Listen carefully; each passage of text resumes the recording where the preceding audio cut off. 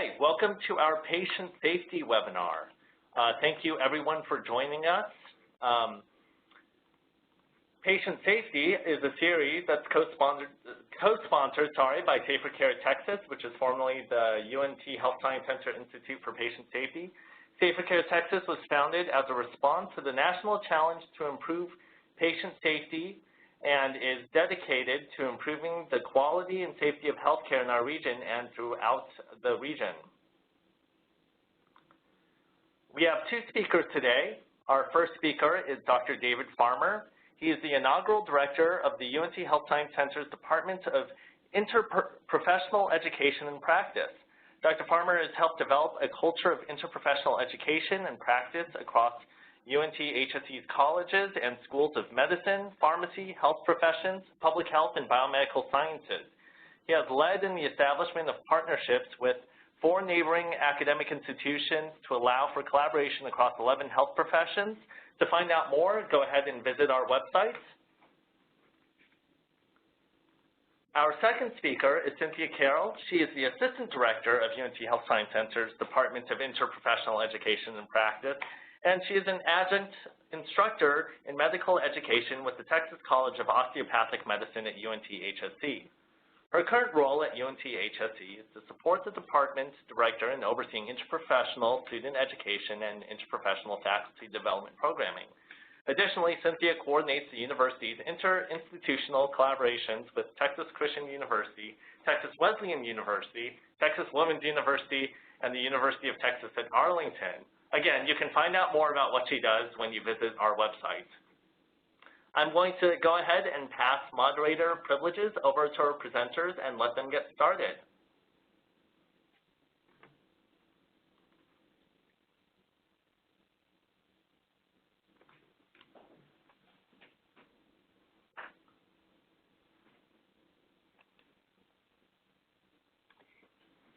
All right, thanks, Brian.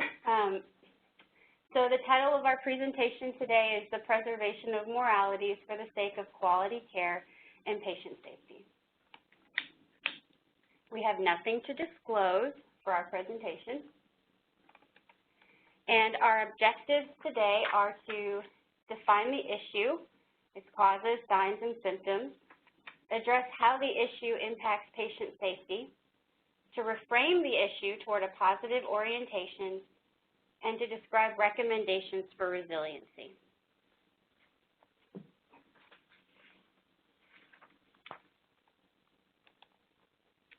But first, we'd like to begin with a vague general story or feeling about careers in healthcare. When envisioning a career in healthcare, it's typically romanticized. Plenty of rewards, success, and the ability to help people, just as one has been trained to, and in line with one's ethics and morals. Yet system barriers are everywhere, barriers that limit the expected reward, success, and ability to help just as was envisioned while in training. A person may begin their career with moral courage, strong in their convictions of the ideal and the right way to provide patient-centered care. But as a matter of time, the pendulum swings to the opposite end, leading to burnout and often what is called moral distress.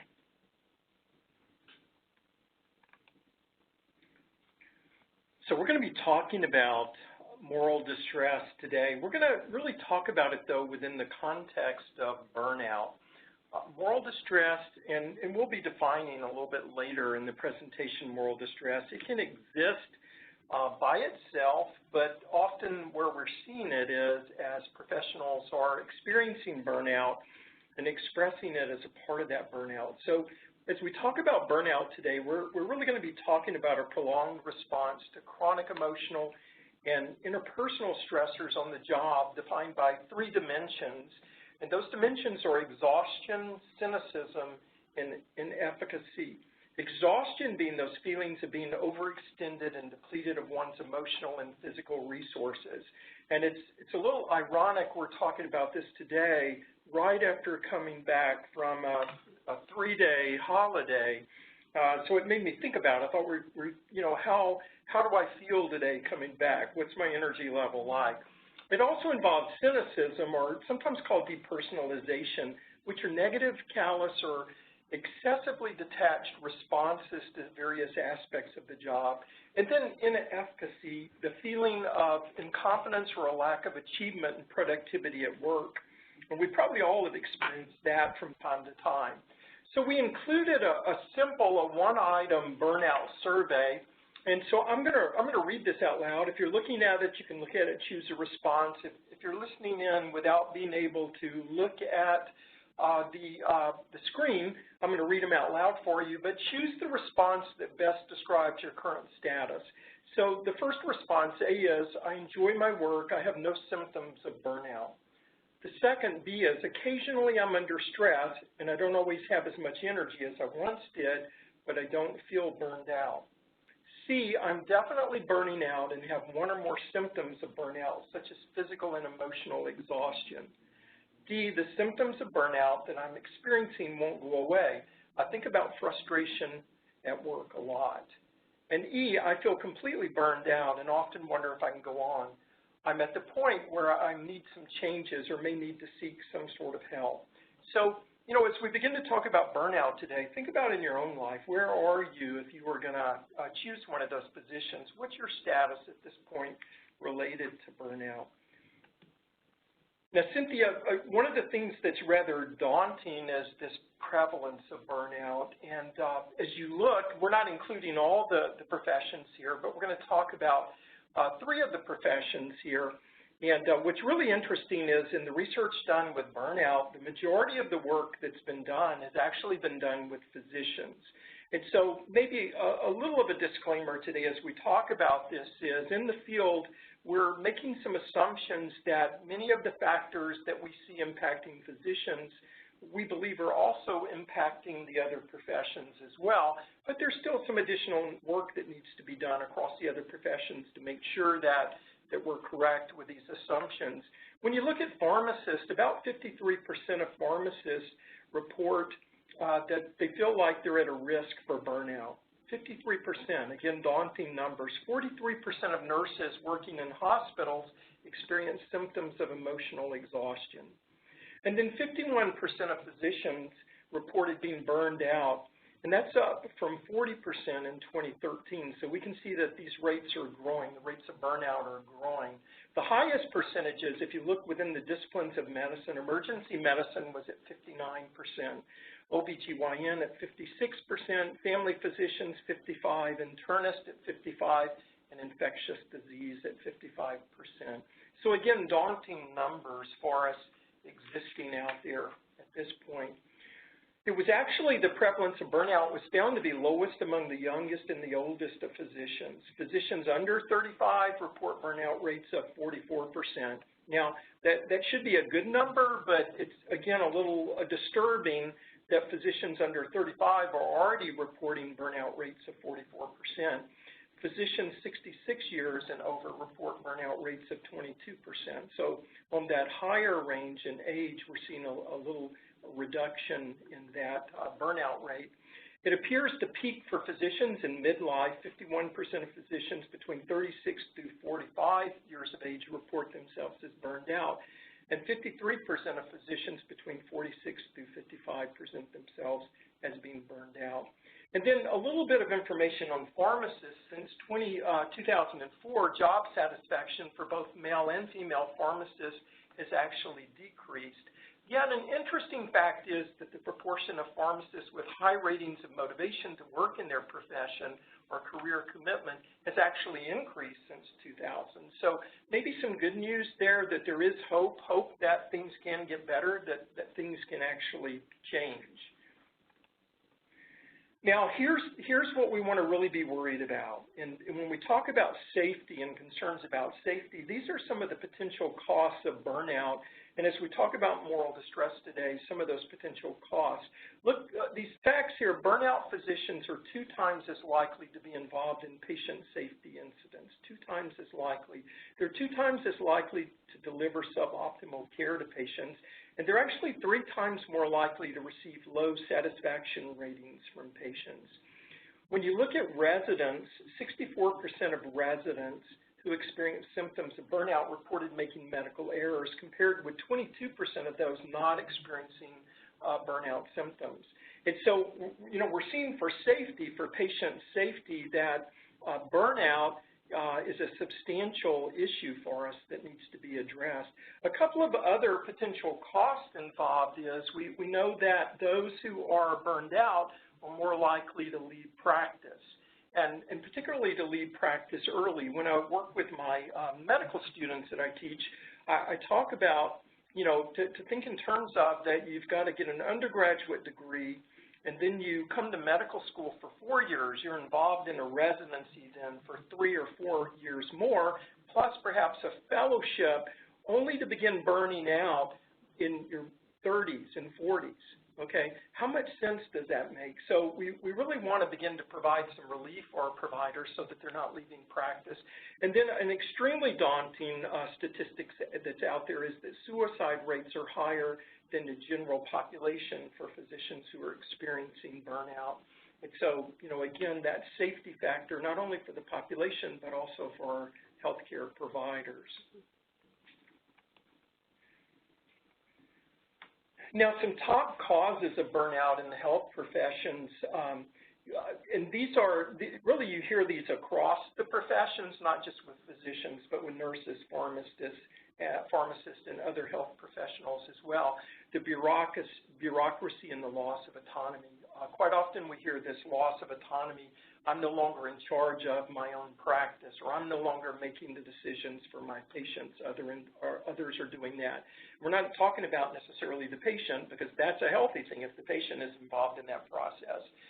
Spending too many hours at work or workload. Again, coming off the 3-day holiday, how many of those hours over the holiday were spent related to work? How many times did you check your cell phone? Did you answer emails, or did you get text or page during that period of time? How much energy was spent thinking about coming back to work on Tuesday and what you had to do on Tuesday? Insufficient income. Often we're finding that health professions, those going into the health professions are finding that they're not achieving the income and that they had hoped to do so, and they've accumulated quite a bit of debt in order to get into the profession in the first place. And then certainly all of us, whether in health professions or other professions, can certainly relate to dealing with difficult coworkers, or perhaps for the health professions dealing with difficult patients. Inadequate staffing is another problem that we hear a lot. Having to meet quotas, number of patients seen, number of procedures done, number of prescriptions filled, and so number of patients assigned to us. Computerization and the electronic health record is another of those issues that we frequently hear. And then lack of time off. A statistic, 36% of burned out physicians take 2 weeks or less vacation each year, and then 5% take no vacation at all. And that's just astounding when you think about it, the absence of any time away from work. And then the last one, which really ties us into our discussion today, is really beginning to talk about moral distress and that experience of moral distress.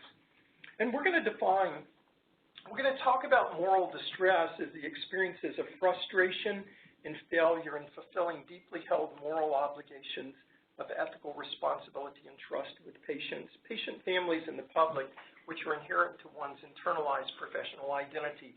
We all came into our professions with expectations of what we would do. In fact, often I'll ask the groups that I'm working with how many of them got into the field, the helping profession they got into to help other people. And fortunately, no one ever raises their hands. Okay, we didn't get into the profession to hurt people. We got into the profession to help people. We got in because we truly care about, we love people, and we want to help them. But then we begin to face the daunting fact that sometimes we feel powerless to do the very things that we think would be best for them to do. So in some ways, it's a professional identity crisis that we begin to go through, leading to disillusionment with practice, struggles with recovery from burnout, and then ultimately early departure from practice.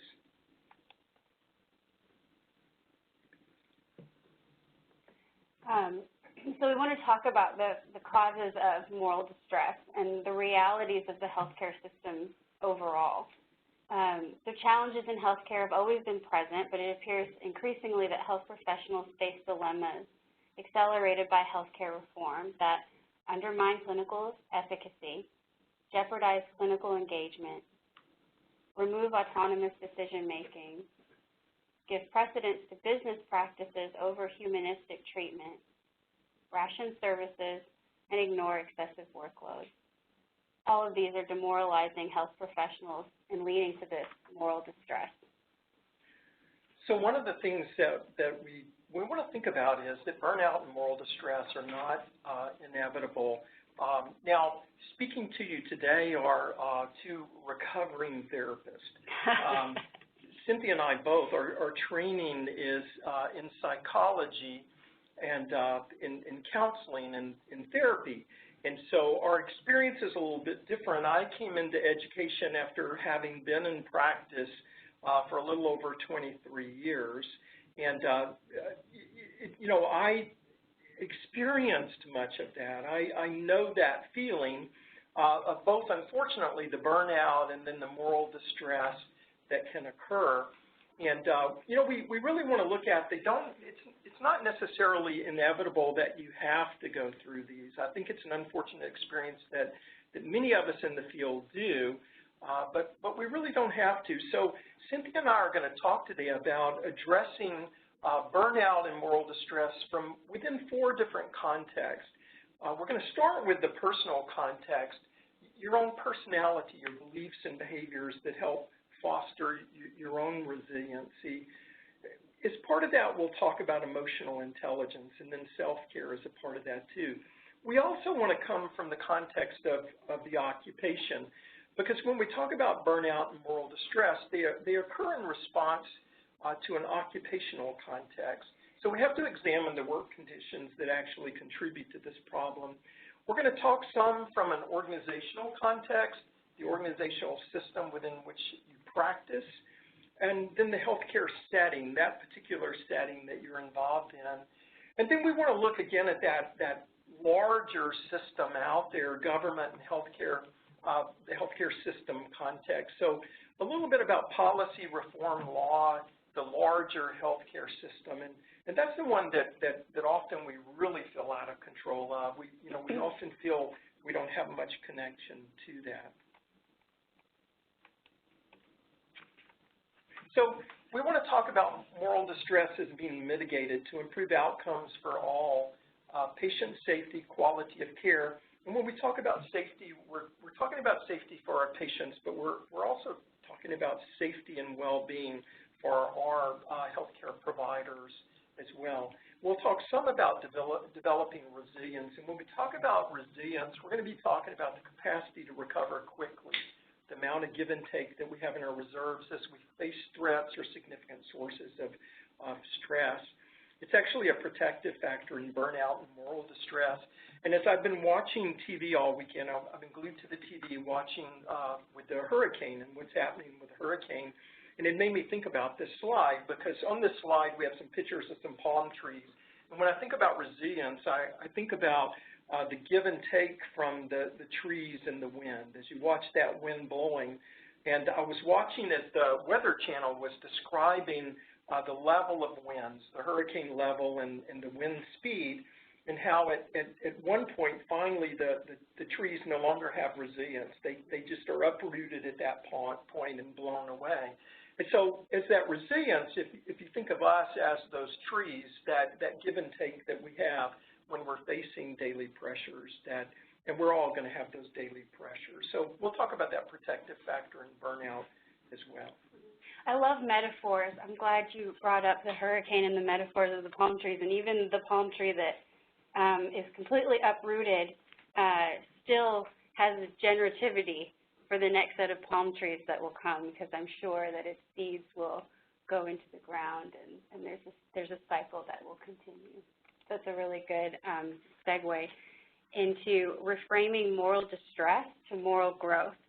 And so I hope that I don't go too far off with this idea that I want to share with everyone, but it comes out of some reading that I've done in positive psychology. And Dr. Parmer and I discussed this as we were given this task to talk to you about moral distress, and his description that burnout didn't have to be inevitable, and I argued back, or I countered that I thought that burnout was universally probable. And so I'll talk about this, and I'm sure that those who are listening in have their take on the situation. So perhaps providers, though, can embrace moral distress and burnout as universally probable, a stoic approach where we don't deny the possibility of facing burnout or moral distress. And if we can embrace and acknowledge its presence, we can open the door to a concept like moral growth. So this is where I'm coming from. I'll try to give some context. One of my favorite psychologists, who's the founder of positive psychology, I believe he is the founder of positive psychology, is Martin Seligman out of Penn. He, along with a team of experts, worked on changing the script for soldiers. And so most people know that those with experience in the military, there's often the outcome of being diagnosed with post-traumatic stress disorder, or PTSD. And this comes with the criteria of having been exposed to a traumatic event, and thus avoiding certain stimuli, increase in anxiety, and impairment in social work or other areas of functioning. And when you consider experiencing trauma or setback, what I just described, avoidance of stimuli, anxiety, and impairment in certain areas of living, sounds kind of normal, a normal response to experiencing trauma. And in fact, you could argue that it would be pathological not to respond that way. What makes it a disorder, though, is when the person cannot, over an extended period of time, recover or demonstrate that resiliency.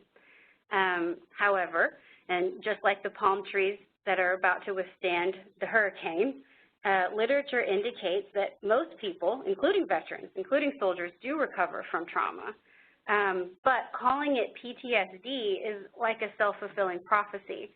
People know about PTSD, and if exposed to trauma, then will allow themselves to rest in that dysfunction.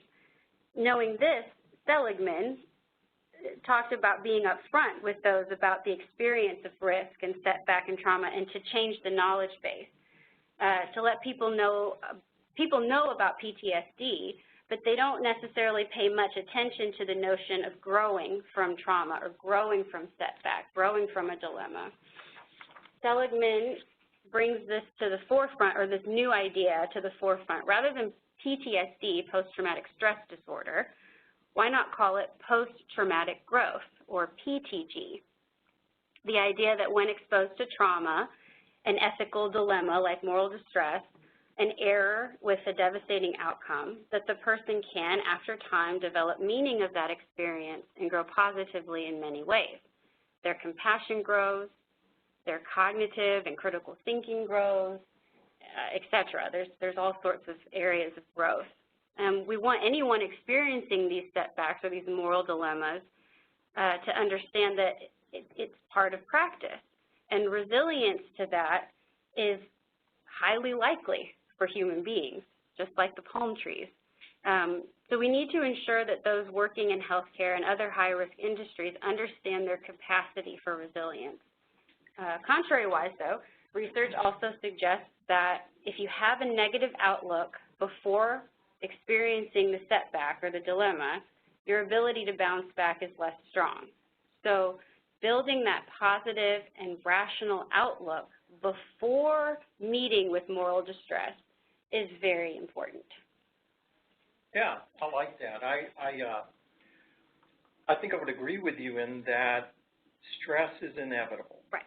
We're all going to experience stress. Now, our experience of stress may be different, and what we interpret as stress might be different. But, and here's a story that I think goes along with that. 35 CMOs at large hospitals were assessed on the level of stress and how they deal with burnout. 69% of those 35 described stress levels as severe, very severe, or the worst possible. But the majority would not have described themselves as burned out. We're not burned out.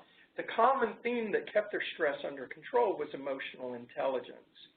And actually, we know lower emotional intelligence can put a healthcare professional at greater risk for burnout.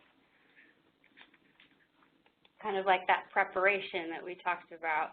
Yeah. And so switching gears to what that preparation or the training might look like so that we can build a positive and realistic mindset for providers. That training could look like including focus on emotional intelligence, that focus on team science, and then a focus on systems thinking and healthcare systems. So, Cynthia, when we talk about emotional intelligence, we're talking about a set of emotional and social skills that work together, that collectively establish how well we perceive and express ourselves, develop and maintain social relationships, cope with challenges, and then use emotional information in an effective and meaningful way. And again, we're believing that it can play a role in helping us develop our resiliency and then to guard against those negative impacts of overwhelming stress or of burnout. We actually, with our students here at UNTHSC across all the health professions, we're actually introducing the concept of emotional intelligence and actually helping our students to begin to identify 5 components of emotional intelligence and actually to begin to look at where they are within these 5 components of emotional intelligence. So we certainly help them look at the aspect of self-perception, self-expression, their stress management, the interpersonal components of emotional intelligence, as well as decision-making. And in the process of that, we're helping them look at, particularly in stress management, 3 areas. Our flexibility, which is our ability to adapt our emotions, thoughts, and behaviors to unfamiliar, unpredictable, or dynamic circumstances or ideas. Helping them look at their stress tolerance, their ability to cope with stressful or difficult situations and believing that they can manage or influence those situations in a positive manner, and then also optimism, an indicator of their positive attitude and outlook on life, and it involves remaining hopeful and resilient despite occasional setbacks. Remember the statistic I gave on the pharmacist, that they still had professional commitment. In spite of some of their misgivings about the profession, they were still holding out for it. So that optimism, in spite of those occasional setbacks, we're helping them look at whether they're using those social and emotional skills related to stress management at a low use, a medium use, or a high use level. Flexibility, for me, I've discovered that, unfortunately, flexibility was probably my lowest score in looking at my emotional intelligence. And I've been working to learn to grow in my flexibility, that ability to adapt my emotions, thoughts, and behaviors to changes, unpredictable, dynamic circumstances or ideas. And so the more I do that, the more it helps me begin to cope more effectively with stress rather than as those palm trees that we described, giving in or breaking or just becoming uprooted when the stress becomes extremely difficult. And will you talk about balance as well? Because one of my highest on my score for EI was optimism, but making sure that that's in balance with my reality testing, right? Because too much optimism may be, you could become Pollyannish at some right, point. that's my nickname, right? Right. So it's really nice, and it's even good to be able to pair yourself with someone. My reality testing is extremely high, but unfortunately my optimism is not as high. Your optimism is very high, and so we work well together at times in trying to balance those and looking at what are the realities and helping each other begin to reframe situations into what the opportunities are and what some of the challenges might be there, but not, it kind of helps so that we don't become overly disappointed when some things don't work out exactly the way we wanted them to, or we don't just give up because we're facing challenges that seem insurmountable at that time. So it really is about balancing those areas within our emotional intelligence as well so that we're much more effective. You know, some of the other personal kinds of things that we can do besides working on our emotional intelligence is just to work to reset our mind and our body. Again, when I think about the Labor Day holiday and my activities over the Labor Day holiday, you know, what did I do to help just to reset myself during that period of time to prepare to come back to work? Some of those things we can do is just breathe. There are breathing exercises. You can go online and Google breathing exercises, and you can find some that are very helpful. Just being able to be more conscious of our breathing and to be aware can be a very helpful thing to do. Enjoying music, one of my favorite things to do. I have a long ride into work and drive back home in the evening, and I love to listen to music. And I skipped from radio station to radio station waiting for my favorite songs to be on there, and I find it very relaxing. Practicing movement, getting up and moving. How many times do we feel like we're just tethered to our desk or that one work environment or office or perhaps in the clinic, we're tethered there, but maybe at lunchtime, going outside or doing something different, moving around, walking, stairwells, just walking the stairwells a little bit to get a little bit of exercise and to get our blood pumping. Experiencing nature, you know, do we go outside? And it's fun. I can look out the window in my office. I can see the squirrels playing, and sometimes just to take a moment to watch and just to watch what's going on outside or to listen to the birds singing. How many times have you gone outside and you're just oblivious to what's going on around you rather than thinking about nature and that nature around you? The wind blowing, do you feel the wind blowing on your face at that point? To pray or to meditate or other ways, do we just take the time to stop and just to gather our thoughts or to focus our thoughts for a while on something other than work? And then thinking appreciative thoughts. How often are we thinking about those things that we really appreciate or we enjoy? Recalling a humorous event. Sometimes it's so fun. Have you ever seen people just sitting by themselves and chuckling about something? And it's contagious in many ways. We start to laugh, and then we're interested in, you know, Brian, what are you thinking about? What's funny right now that you thought about? So it can be very healing just to recall a humorous event. And then to share your thoughts and emotions with others. Cynthia and I had an experience this morning where through sharing our thoughts and emotions with others, we were able to reframe a situation and to look at a more potentially positive outcome for that situation today.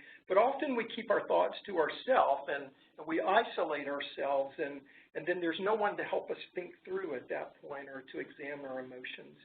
And then just as kind of a build off that, exploring opportunities to reframe those thoughts and beliefs. You know, sometimes we get trapped in that negative thinking. I had shared that my optimism level is not as high, and it really helps when I'm able to sit with Cynthia and share things with her, because I can count on she's always going to take an optimistic outlook on things. Almost always. Almost. and I really need that. And so it helps to be able to reframe what I'm thinking about and what I'm feeling at that point. Do you want to, Cynthia, why don't you pick up on these, the work conditions that contribute to burnout and moral distress? I know you've never experienced any of these, have you? So talking about it from an occupational context, and again, I think mine is anecdotal to some degree. When I think about my experience in the healthcare field, but experiencing waste and redundancy, unnecessary obstacles, EHRs, not proper training on those, the lack of autonomy, knowing that you think you know what's right for your patient and their caregivers, but ultimately there is a systemic issue that's kind of towering over you, saying that you need to treat them otherwise. So I would describe that as all the workplace culture or the context of the occupation itself that can lead to moral distress. You know, this percent of time spent on most meaningful activities, you hear this one a lot. And think about in your own work, what are the things that you enjoy the most about your work? We all have things that we really enjoy about our work, and then there are certain activities associated with our work that we just do not enjoy as much. I loved when I worked with my clients, when I did counseling, I so enjoyed the people. okay? The people were so good to work with. I can't say that I enjoyed charting or dealing with insurance companies as much, okay? There was no comparison between the two. And one of the complaints you hear often from healthcare providers is, I spend most of my time doing the very things that I don't enjoy doing. And so, you know, part of it is these work conditions looking at is there a way to have opportunity to really relish those things that we truly enjoy doing, and so that it gives us the energy and the vitality perhaps to address many of those things that we just don't enjoy doing as much. And then this culture structure was a really interesting study that I found, and it really has to do with team function. So effective team functions associated with greater career satisfaction among clinicians, as well as improved quality of care and greater patient satisfaction. They looked at two things. They looked at tight team structure, which was a consistent team membership. So are you working with the same team day in and day out? And then team culture, which had to do with the communication, participation, effort, mutual support, respect, inclusion, empathy, shared objectives. So it was a sense of effective team functioning among clinicians and staff. And so they were looking at, you know, how did these impact us? They found that team structure and team culture were protective factors, but actually that better team culture was associated with less clinician exhaustion.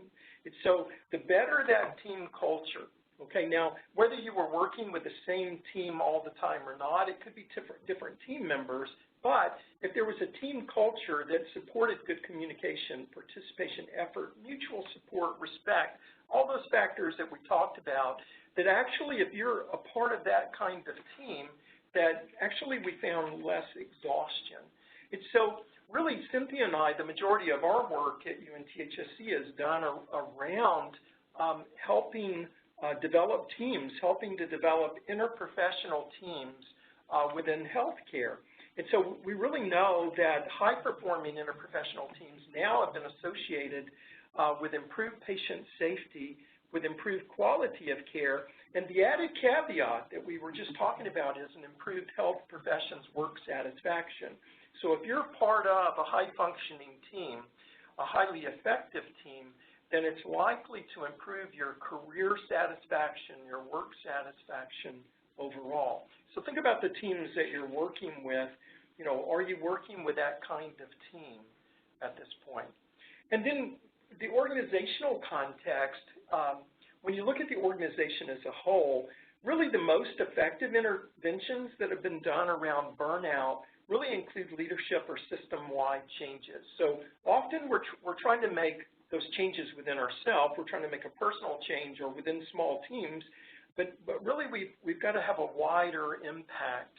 And so those interventions directed at individuals often reap small benefits, and we really need to move away organizationally from a culture of endurance that really supports the endurance of pain or hardship without emotional expression, that negates complaints as weakness. Now, have you ever been a part of that system where you really couldn't speak up, because if you spoke up and you said, I'm going through this, it wasn't really going to be accepted, or you were going to be looked at as less than because somehow you couldn't keep up or you were burning out.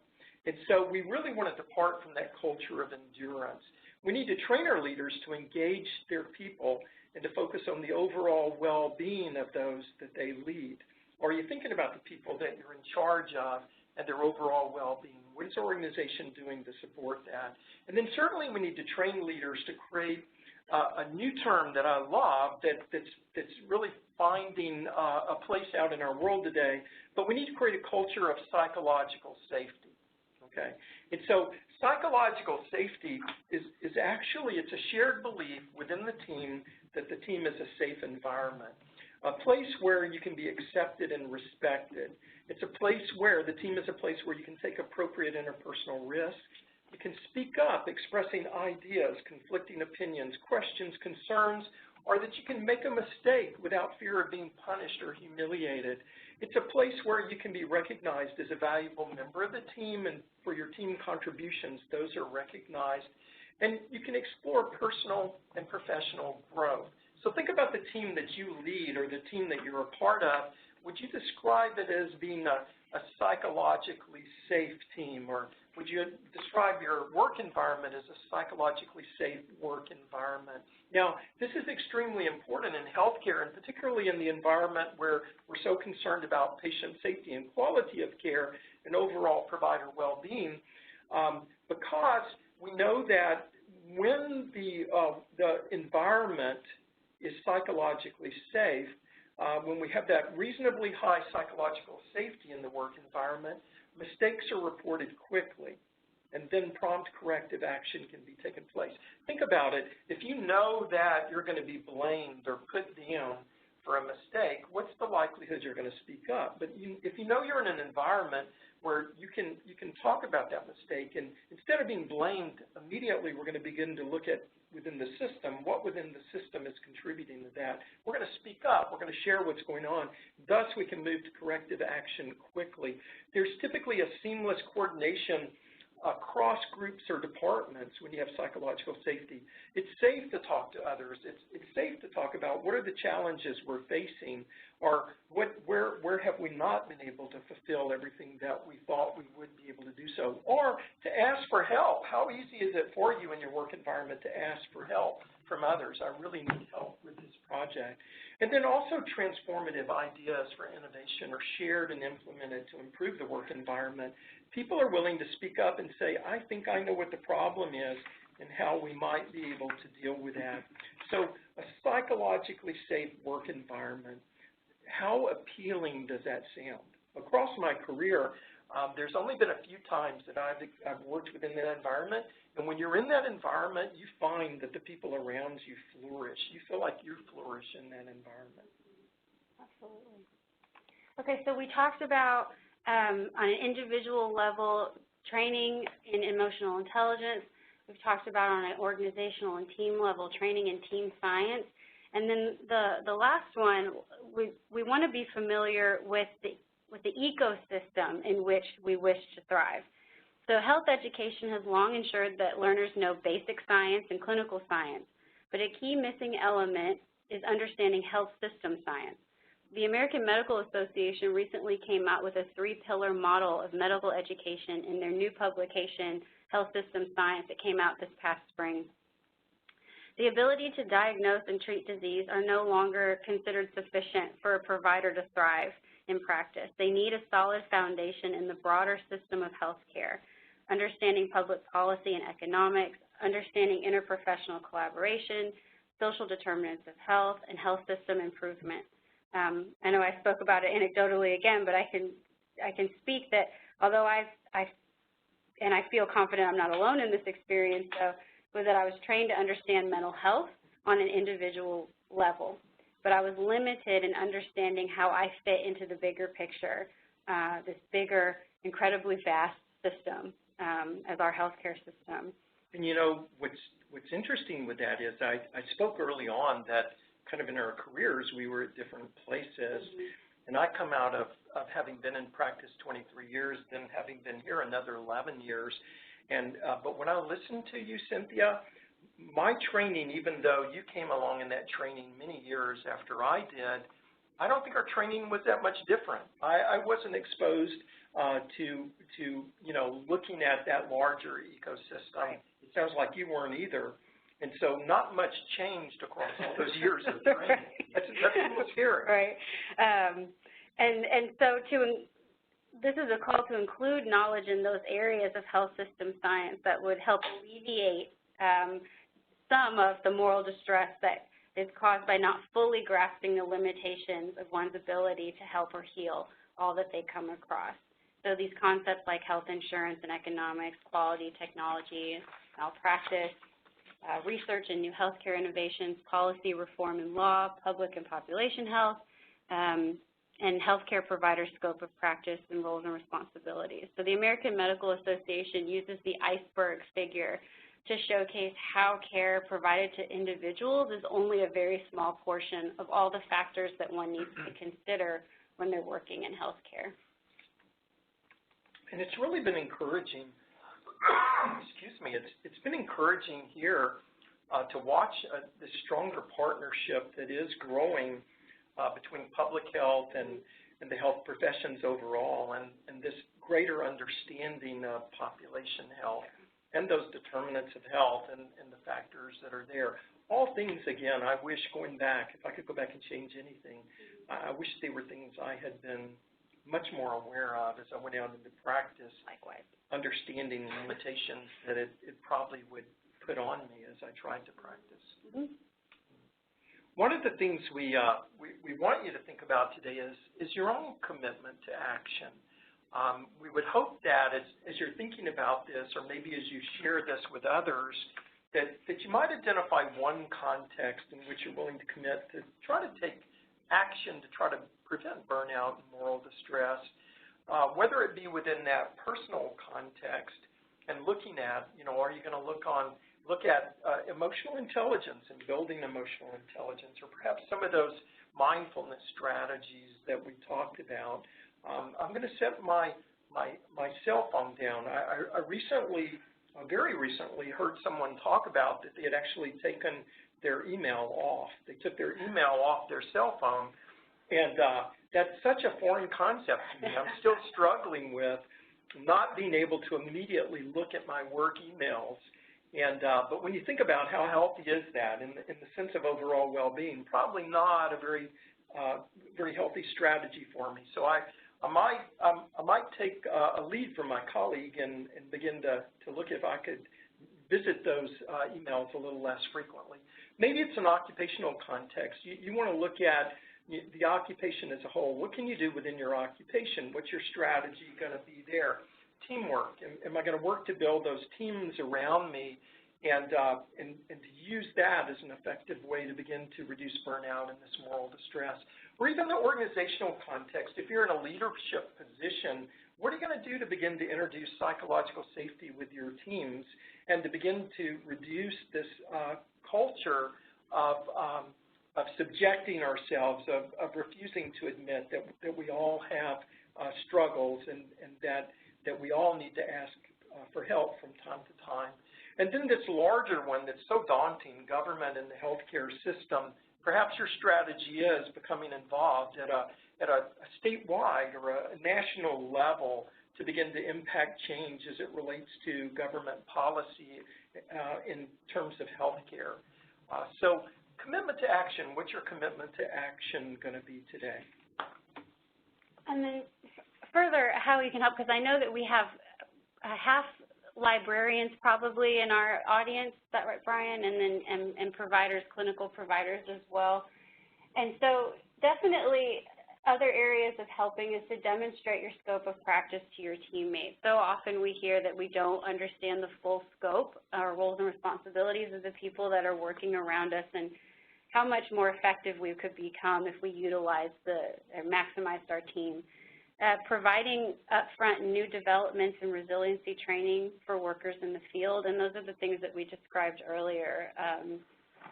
Having a better knowledge base of the system you're wanting to thrive in, having a better knowledge base of what makes an effective team, and also then knowing thyself and having good emotional intelligence, that awareness of self.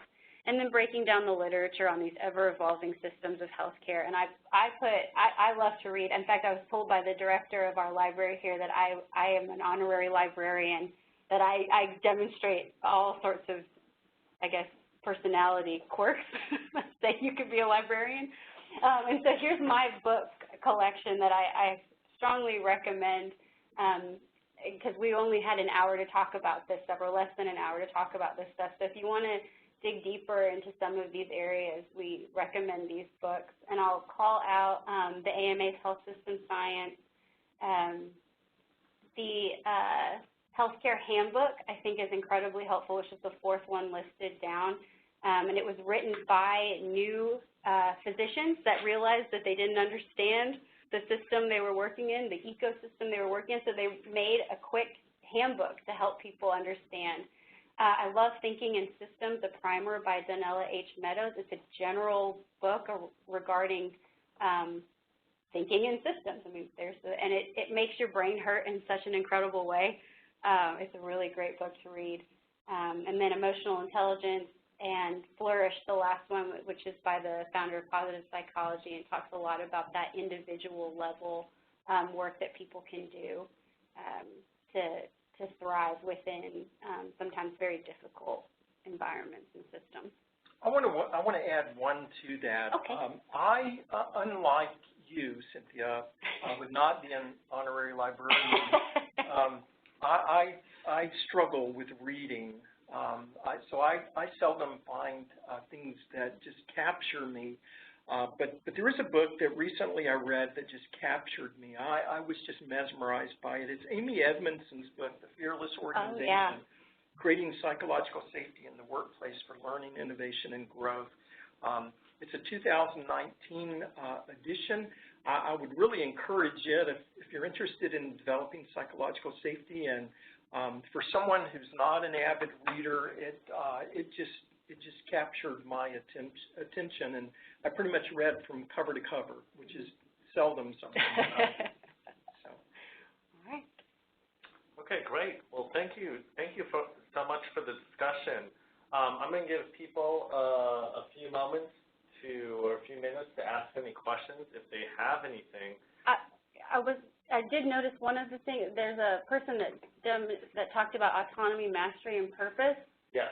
In the comments box, and I saw that right away. That was identified by another book that I read titled Drive by Daniel Pink. Oh, yeah. And again, that's a great book, focusing again on the individual level and how to overcome your mindset or alter your mindset when you're in difficult situations. So that's a great book, yeah. Great. So I'm going to go ahead and sort of kick off some questions. I've been taking a lot of good notes here while you all have been talking. You talked earlier about presenting ideas about emotional intelligence. I kind of had two questions. It sounded like both of you had taken some sort of survey or tool. Is there a validated tool to sort of measure emotional intelligence that people can use in work teams? So there's one that we're using here. It's called the EQI 2.0. It's Multi-Health Systems is the company that you could get that through, Multi-Health Systems. But we're using that. We both have taken that. I've taken it twice. And we're using that with all of our health profession students. Many of our faculty and clinicians and staff here have taken it. So yeah, it's a great assessment, and it can be accessed through Multi-Health Systems. Great, great. And sort of related to that, you know, in working with faculty and students, what has been most resonant with students and or faculty as you've presented these ideas? You know, people who are just at the beginning of their studies or about to enter into the field. We have, you know, some of our audience are at teaching hospitals or medical schools. From my experience with the students, is how much they appreciate it. They're already up to their eyeballs, and I only get the opportunity to work with year one students in my role, but immediately they're in over, or they feel like they're in over their heads, and we get to have these, thanks to the course director for the program, we're able to have these concentrated conversations about, or intentional conversations about their stress, about their optimism, overall resiliency. And again, it's building that foundation. It's preventative medicine is really what it is. And I find that they enjoy it. And even as I'm walking across campus, you hear the students having conversations with each other. They're accountability partners, and they're checking in with each other. And so even demonstrating the teamness that it takes to thrive. And it's built on a growth model. The growth model assuming that we can continue to develop these social and emotional skills and the use of them. And so there are some of these skills we're using at a low level, some at a high level. We talked about the need to balance those. But the good news is that across life you can continue. So I'm 61 years old. I'm continuing to work on my flexibility. And I actually have made enough progress in it that people around me are noting. They're calling to my attention my improvement in my adapting to changes in the environment around me. And so our students seem hopeful as they realize, and sometimes it helps them explain, oh, this is why these things are happening in my life, and here's some corrective action that I can take that will help improve. So it's been a very positive reaction from faculty, clinicians, and our students in the use of EI. Great, great. I just have a comment. I have a comment here. Earlier, Cynthia, you were talking about sort of changing the knowledge base. You were talking about PTSD and talking about changing the terminology to maybe post-traumatic growth. I really like that. I read a lot of Brene Brown, and she talks a lot about labeling behaviors versus labeling who you are, and it seems sort of related there. Let's not lock ourselves into something that we think we should be or have to be in. We are not bad people. We are, or we're not terrible people, or we may have done terrible things, or we may have gone through this thing that was very traumatic, but that doesn't mean that we have to be there. Yeah. So I really like that in your presentation. You both also talked about, sort of trying to change things at a personal context, sort of in your department context, and then you have your organization and sort of the larger culture around it. Sort of policies, larger organization, that's really hard to change. How would you begin to advocate or promoting positive practices just within your work environment, within your team environment? That seems like, I don't know, to me it seems like changing your personal context and the culture of your department is a lot easier than tackling like the big picture. And it's, one of the things I thought about here at UNTHSC, one of the things that's been happening over the past couple of years is a move toward the use of a flex schedule, okay, and looking at overall wellness. And where appropriate, that ability to use that flex schedule more. So organizationally, that's one way.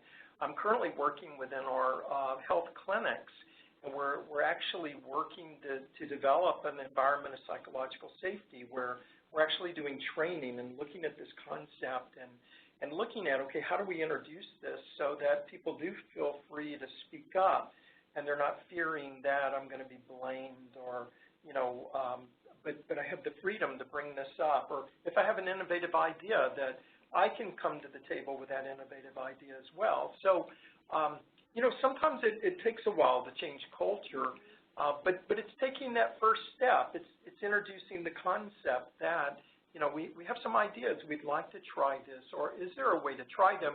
The good news is, as Cynthia said, we're all prone to experience stress. And so it's probably easy to find others who can relate to, wow, I've gone through this. Maybe this would be a good way. Maybe we could, begin to introduce this across the organization as a way of making a change. Great. Well, thank you both for coming. It's been a pleasure having you both with us.